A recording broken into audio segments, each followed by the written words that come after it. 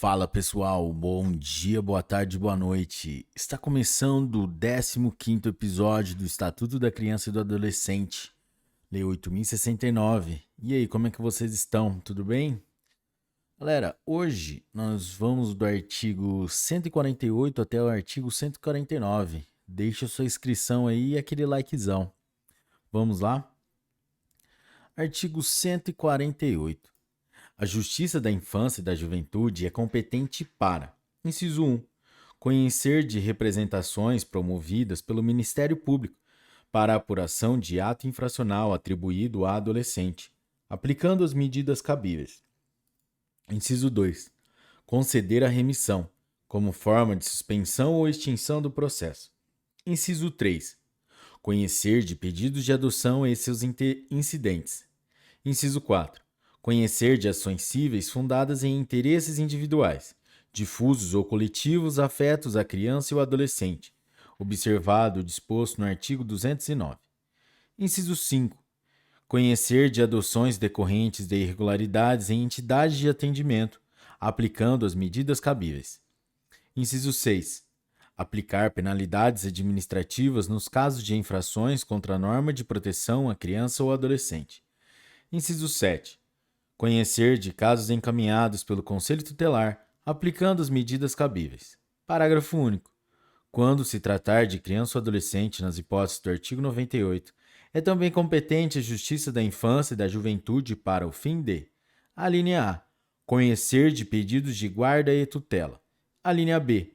Conhecer de ações de destituição do poder familiar, perda ou modificação da tutela ou guarda. A linha C. Suprir a capacidade ou consentimento para o casamento. A linha D. Conhecer de pedidos baseados em discordância paterna ou materna em relação ao exercício do poder familiar. A linha E. Conceder a emancipação nos termos da lei civil, quando faltarem os pais. A linha F. Designar curador especial em casos de apresentação de queixa ou representação, ou de outros procedimentos judiciais ou extrajudiciais em que haja interesses da criança ou do adolescente. A linha G. Conhecer de ações de alimentos. A linha H. Determinar o cancelamento, a retificação e o suprimento dos registros de nascimento e óbito. Artigo 149. Compete à autoridade judiciária disciplinar, através de portaria, ou autorizar mediante alvará. Inciso 1. A entrada e permanência de criança e adolescente desacompanhado dos pais ou responsável em: a linha A. Estádio, ginásio e campo desportivo. A linha B. Bailes ou promoções dançantes. A linha C. Boate ou congêneres. A linha D. Casa que explore comercialmente diversões eletrônicas. A linha E. Estúdios cinematográficos. De teatro, rádio e televisão. Inciso 2. A participação de criança e adolescente em: a linha A. Espetáculos públicos e seus ensaios. A linha B. Certames de beleza. Parágrafo 1º. Para os fins do disposto nesse artigo, a autoridade judiciária levará em conta, dentre outros fatores: a linha A. Os princípios desta lei.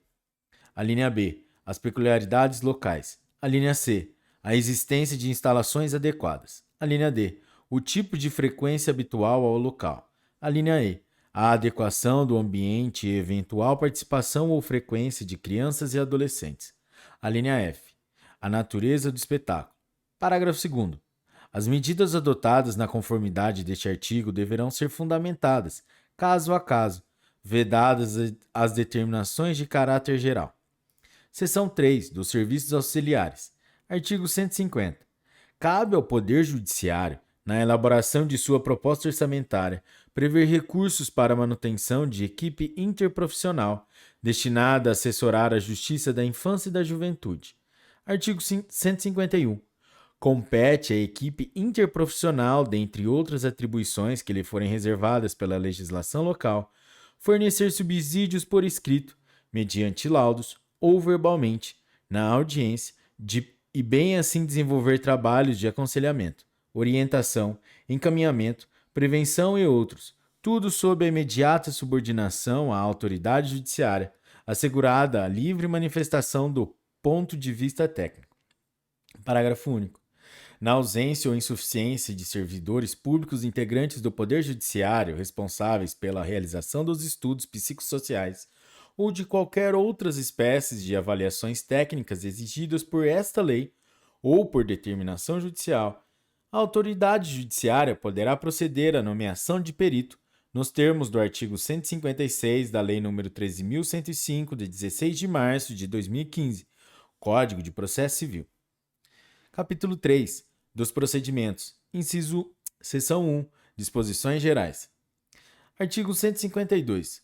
Aos procedimentos regulados nesta lei aplicam-se subsidiariamente as normas gerais previstas na legislação processual pertinente. Parágrafo 1º.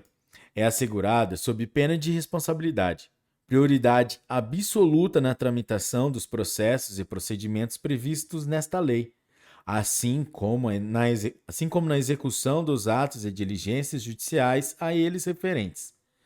Parágrafo 2º. Os prazos estabelecidos nesta lei e aplicáveis aos seus procedimentos são contados em dias corridos, excluído o dia do começo e incluído o dia do vencimento, vedado o prazo em dobro para a Fazenda Pública e o Ministério Público. Artigo 153. Se a medida judicial a ser adotada não corresponder ao procedimento previsto nesta lei, nesta ou em outra lei, a autoridade judiciária poderá investigar os fatos e ordenar de ofício as providências necessárias, ouvido o Ministério Público. Parágrafo único.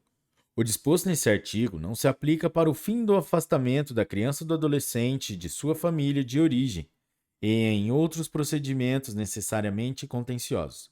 Artigo 154. Aplica-se às multas o disposto no artigo 214. Seção 2. Da perda da suspensão do poder familiar. Artigo 155. O procedimento para a perda ou a suspensão do poder familiar terá início por provocação do Ministério Público ou de quem tenha legítimo interesse. Artigo 156. A petição inicial indicará, inciso 1, a autoridade judiciária que for dirigida, inciso 2, o nome, o estado civil, a profissão e a residência do requerente e do requerido, dispensada a qualificação em se tratando de pedido formulado por representante do Ministério Público. Inciso 3. A expedição sumária do fato e o pedido. Inciso 4. As provas que serão produzidas oferecendo desde logo o rol de testemunhas e documentos. Artigo 157. Havendo motivo grave, poderá a autoridade judiciária, ouvido o Ministério Público, decretar a suspensão do poder familiar, liminar ou incidentalmente, até o julgamento definitivo da causa, ficando a criança ou adolescente confiado à pessoa idônea, mediante termo de responsabilidade. Parágrafo 1º.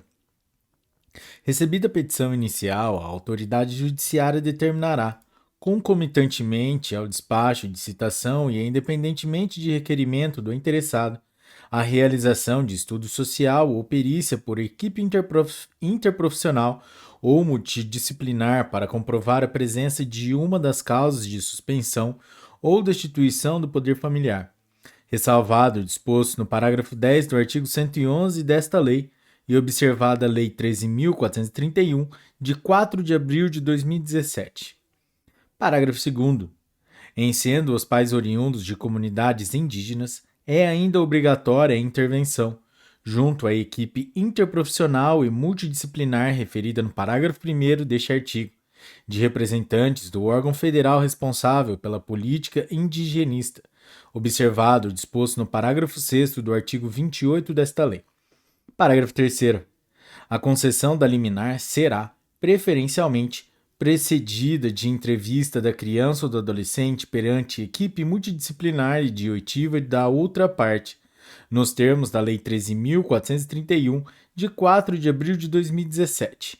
Galera, fiquem atentos para que esse parágrafo 3º foi incluído pela Lei 14.340. Parágrafo 4º. Se houver indícios de ato de violação de direitos da criança ou de adolescente, o juiz comunicará o fato ao Ministério Público e encaminhará os documentos pertinentes. Artigo 158. O requerido será citado para, no prazo de 10 dias, oferecer a resposta escrita, indicando as provas a serem produzidas e, oferecendo desde logo, o rol de testemunhas e documentos. Parágrafo 1º. A citação será pessoal, salvo se esgotados todos os meios para sua realização. Parágrafo 2º. O requerido privado de liberdade deverá ser citado pessoalmente. Parágrafo 2º. Quando, por 2 vezes, o oficial de justiça houver procurado o citando em seu domicílio ou residência sem o encontrar, deverá, havendo suspeito de ocultação, informar qualquer pessoa da família ou, em sua falta, qualquer vizinho do dia útil em que voltará a fim de efetuar a citação, na hora que designar, nos termos do artigo 252 e seguintes da Lei 13.105, de 16 de março de 2015, Código de Processo Civil. Parágrafo 4º. Na hipótese de os genitores encontrarem-se em local incerto ou não sabido, serão citados por edital no prazo de 10 dias em publicação única, dispensado o envio de ofícios para a localização. Artigo 159. Se o requerido não tiver possibilidade de constituir advogado, sem prejuízo do próprio sustento e de sua família, poderá requerer, em cartório, que lhe seja nomeado dativo, ao qual incumbirá a apresentação de resposta, contando-se o prazo a partir da intimação do despacho de nomeação. Parágrafo único. Na hipótese de requerido privado de liberdade, o oficial de justiça deverá perguntar, no momento da citação pessoal, se deseja que lhe seja nomeado defensor.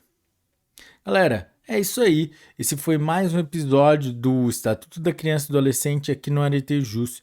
Se você curtiu esse episódio, deixe seu like, se inscreva no canal, compartilhe com seus amigos e deixe aí seu comentário para críticas e sugestões. Galera, até a próxima, um forte abraço e tchau!